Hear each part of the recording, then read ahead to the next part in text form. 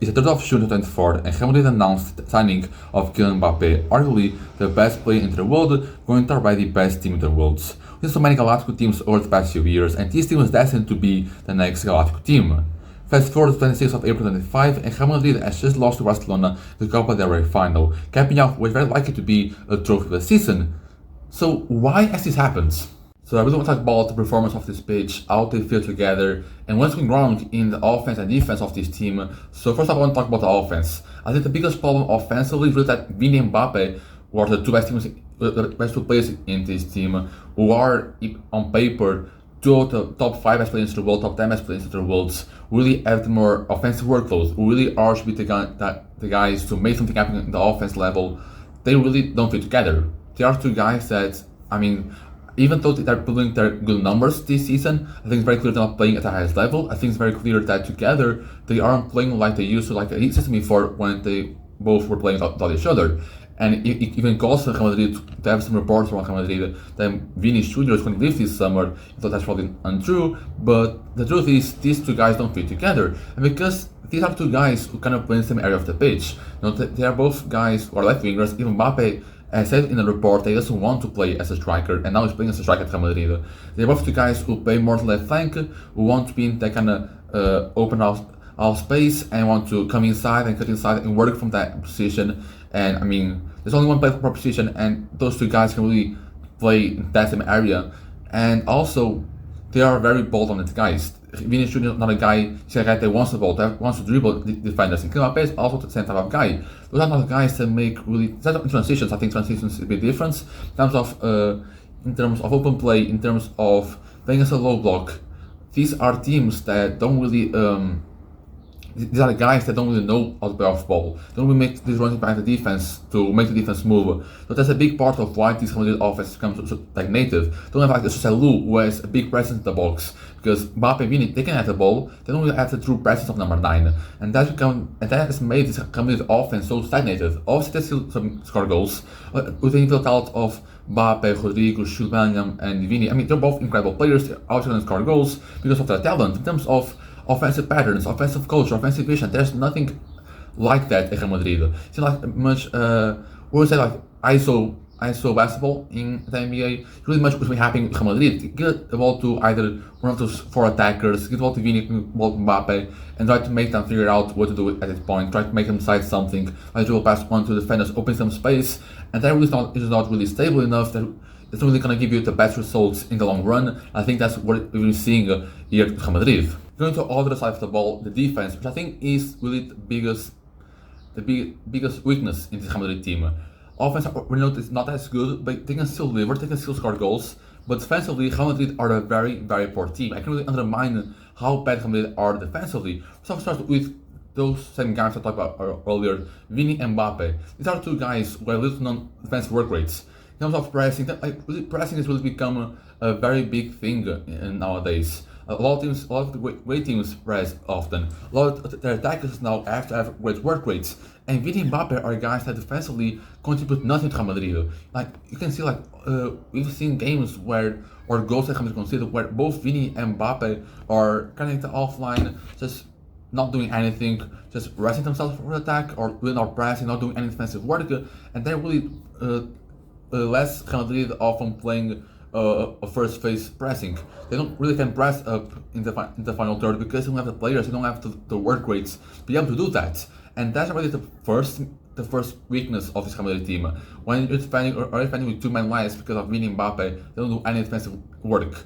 And then in midfield it's even maybe more worrying, or maybe the same level, because also you have a plethora of good midfielders.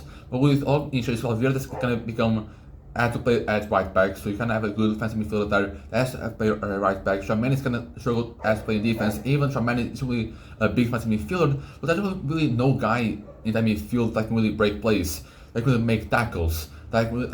You see guys that like Rodri, guys who are very good in terms of breaking a play, for being as he had with Liverpool a few years ago. Real Madrid does not have a player of that mold. They are in the Champions League. They are 26 in tackles in midfield third per 90.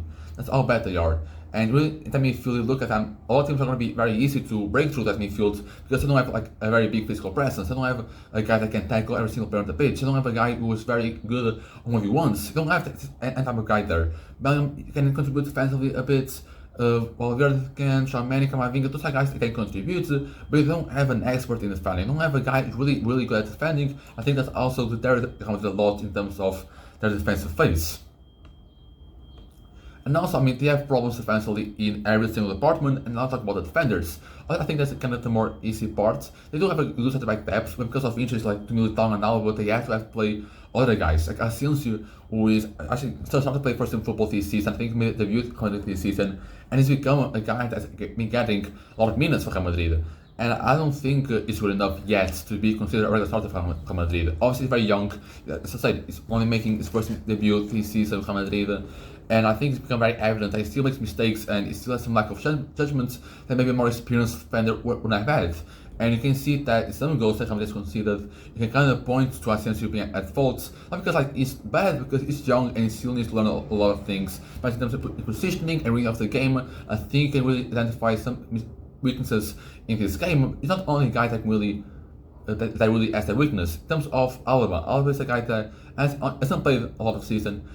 He came back now, but defensively, this is a thing that's been going on for years. Before when he was at Bayern, the same thing. He is so bad defensively. He can play at the back because in 1v1s, he might be maybe the worst defender in the world. He cannot defend. I saw against Arsenal, Saka was tearing him apart. Alba is not good defensively. Obviously, it's a great player in terms of build-up and having the ball in his feet. I mean, a left back is going to be a great player, but center back, you don't really trust in him to have any good work in terms of the defensive ends. You can't. Even the fullbacks, like Fernando Mendes, Frank Garcia, those aren't guys that are really specialists in defending. And even right back, Valverde, who play one place there, is solid, very good right back. But Lucas Vázquez, Carvajal, both are guys who are older and don't really defend that well. And when we look at the links they added throughout this season, and they still has like Trent starting Real Madrid, that would be an even worse defender. We do have a lot of bad defenders in this team. Bringing Trent into defense would be just even worse. And we saw also Alphonso Davies being a lot of times linked to Real Madrid this summer because he also at the contract ending this summer for renewing with Bayern. Also not a guy who's just very bad defensively. And if he was brought in, his defense wouldn't be better. Real Madrid's defense would just be worse. And kind of worries me that Real Madrid's not really seeing that type of thing. This summer is going to be a very big one for Real Madrid. Coming off a trophy season as it's supposed to be, I don't think they can really get past Barcelona in the La Liga. But going into the summer, they need to make a lot of decisions, and these decisions are going to be very key to what the team looks like next year and how good will they be. So first off, talk about Ancelotti and Real Madrid's coach. It seems very, really likely that Ancelotti's going to be fired. Ancelotti's going to be fired after the La Liga season ends, I think. And I'm kind of 50-50 on that decision. I think Ancelotti could have done better with his team, but I don't think a lot of managers who getting into this team and how they're fixing problems I don't think a lot of teams who have done a better job. But I think it'd be a good decision if they can bring Xabi Alonso in. I think that's the only guy in the coach market or the manager market that's going to be available this summer. But like last year, I think there was some more managers in the market. I think Xabi Alonso is really the only guy that's good enough. That I'll say that's available. Obviously, it'll take some time for him to adjust Real Madrid, or the team to adjust Xabi Alonso's. And I mean, I'd love to see Xabi Alonso coach team at Real Madrid. I think it would be kind of something new at the capital. But obviously, that's the guy you want to bring in. Because if you can bring in Xabi Alonso this summer, then Ancelotti isn't going to be bringing anything good for your team. I thought about to Allegri going to Real Madrid. I think that's horrendous. I think if Allegri is going to Real Madrid, I think you can cut him off for next season already. And I don't know, maybe just bring Zidane. Is Zidane even available now? Can you bring him for a third time? He's coming retirement once to coach Real Madrid again. So can you bring him back? Get him to win another Champions League again? That would be amazing for Real Madrid, I think. But I don't think it's available. Going to squad decisions and squad building, I think there are two main positions which Real Madrid needs to reinforce this summer, and the first of them is a midfielder. Also, there are plenty of good midfielders already, but I don't think there's a guy in there that, again, as a defensive expert, also a guy that can really get the ball in the feet, that can really improve their ability of pace, that can really make their midfield way better in terms of passing the ball, in terms of getting Real Madrid a very good team to build a face. And that's why I think they are going after Mendy. I think it's a guy that kind of fits both areas of why I want in midfielder. It's a guy that can really act as a defensive anchor, and it's a guy that on the ball brings a lot of value, a lot in the build of face. I think if you can get him, because it's going to be heavily contested with Arsenal as well. So if you can bring him in like someone with that kind of mold, a guy number 6 who can really, like someone like Fabinho or Rodri, guys who are very good on the ball and can still contribute a lot defensively. Then the second position will be center back. I think that the squad depth center back is good, but they have a lot of injury-prone players. Rodri still can see injuries.